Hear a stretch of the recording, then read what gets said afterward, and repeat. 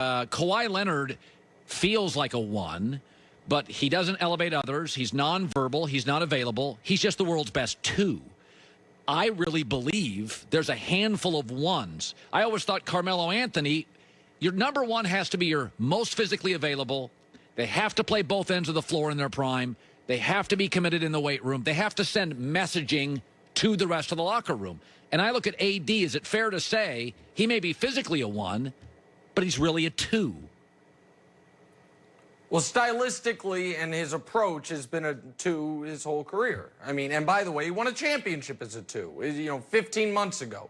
So that can be a successful model if LeBron is still at the level LeBron's been at for 11, 12 years, which is, one of the three best players in the league at worst. I heard your opening rant. I don't think what you're describing is a massive concern for the Lakers this year.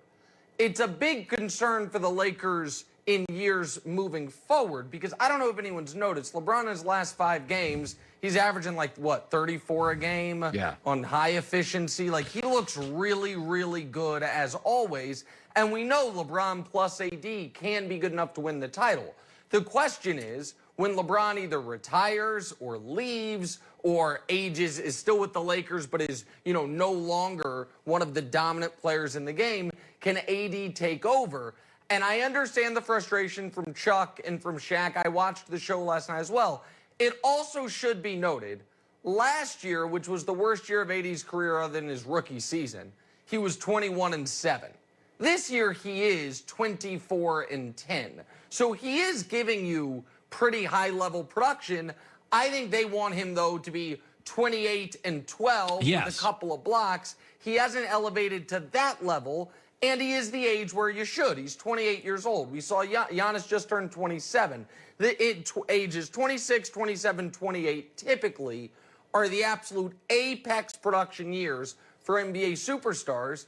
And for Anthony Davis, the age 27 season was disappointment, and the age 28 season has been okay so far. But I do think maybe people are being a little too harsh, and I want to see, because he still does have LeBron, so he doesn't have to be the number one. I think people would just like him to have that mentality a little more often. If you heard my eloquent open, you know that I think Damon and Boston is a perfect fit. The Blazers can get better defensively with Jaylen Brown, Marcus Smart, and picks. Use the Sixers and Celtics against each other to get another pick from Boston. Sure. I think it's time to move on. I think you have to be better defensively in the West at guard. The Blazers have been below average, suboptimal defensively for years, and Jaylen Brown still gives you 20-some a night.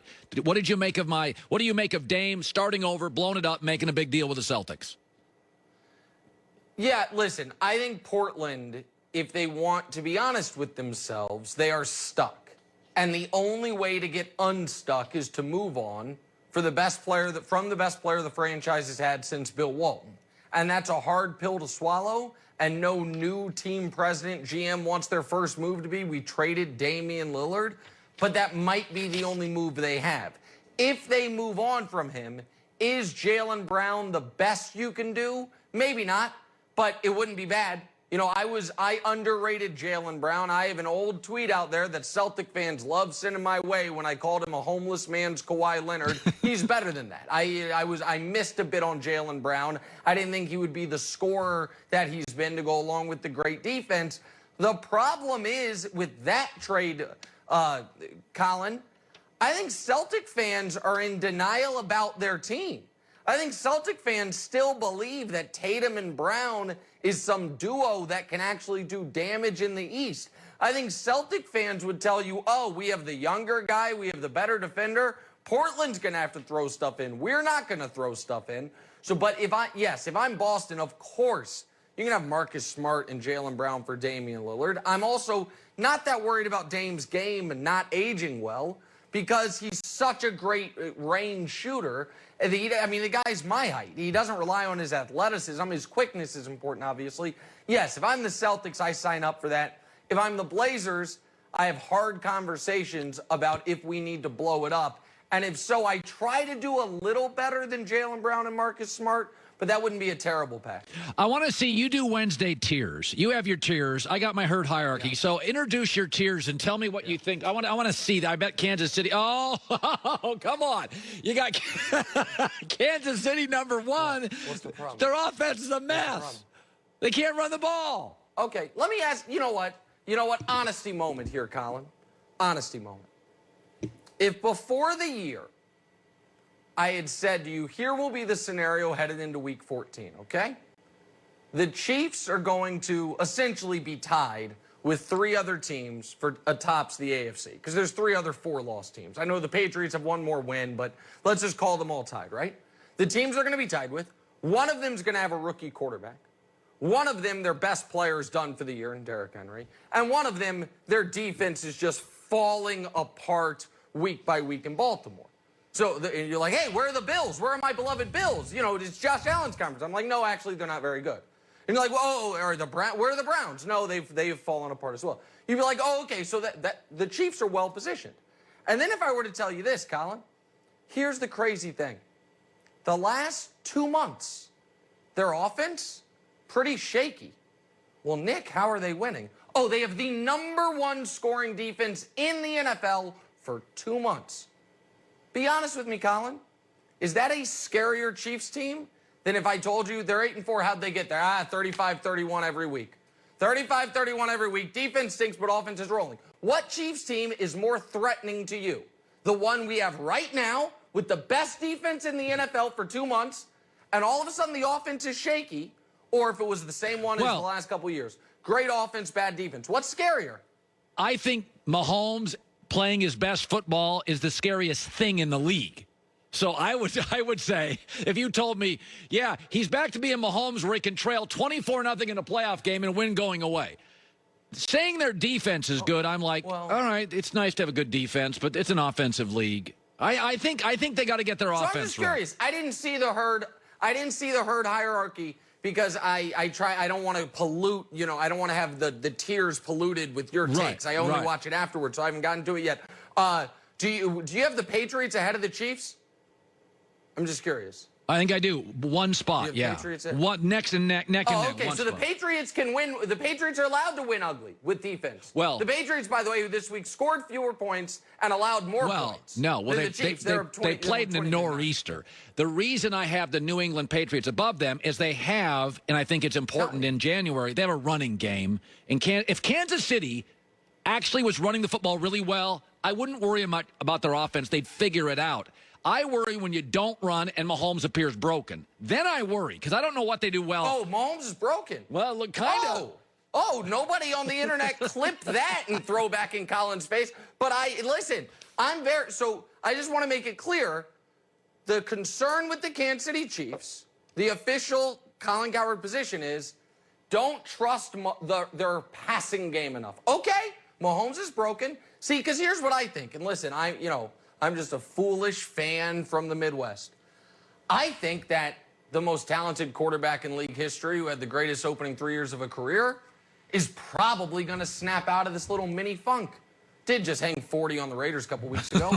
And to go along with that, when all of a sudden you have a dominant defense, might just be the best team in football. But what do I know? Listen, maybe Cliff Kingsbury, Kyler Murray, and Mac Jones are going to be in the Super Bowl, and herd hierarchy is going to look great.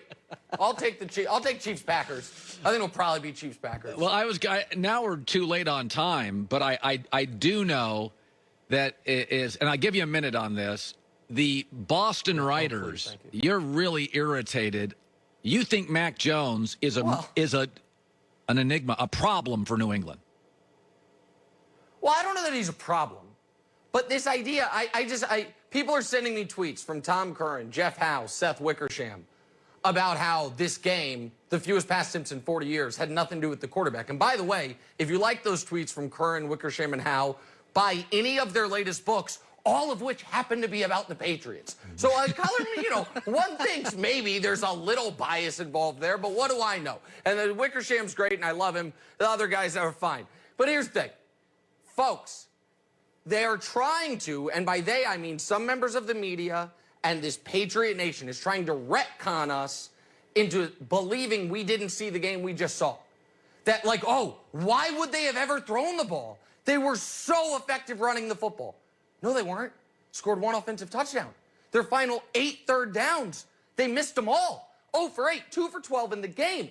If Josh Allen is 2% more accurate, the Patriots lose. This idea that, oh, the Patriots didn't throw because they never needed to. Yes, they did. They would have liked to be up more than 4 with 5 minutes left. They would have, and while people were watching the game, and we know this is true, when you saw the Patriots never throw the ball in the first quarter, you're like, oh, no one's going to throw it when they're going into the wind. But then the Bills did. And then when they didn't throw the ball for the whole first half, you're like, oh, they're setting up the play action more than any team ever. But no, they just never threw the football. So, I'm just a simple man. I tend to think that if you have the fewest pass attempts since Terry Bradshaw was still playing, maybe it says a little about the quarterback. Can it say a little about the quarterback? Just a little bit. It was the worst weather we've ever seen. It wasn't raining or snowing. It was windy. It's windy. Oh, we can't throw the football. We gotta play like it's high school district championship on to regionals. It's outrageous. All right. Good seeing you, buddy. You got me all sweating and stuff. Very, very Bye. good. Good, passionate stuff from Nick Wright. Good seeing you, my man. Thanks. He makes good points. These are very. I don't know if I had Kansas.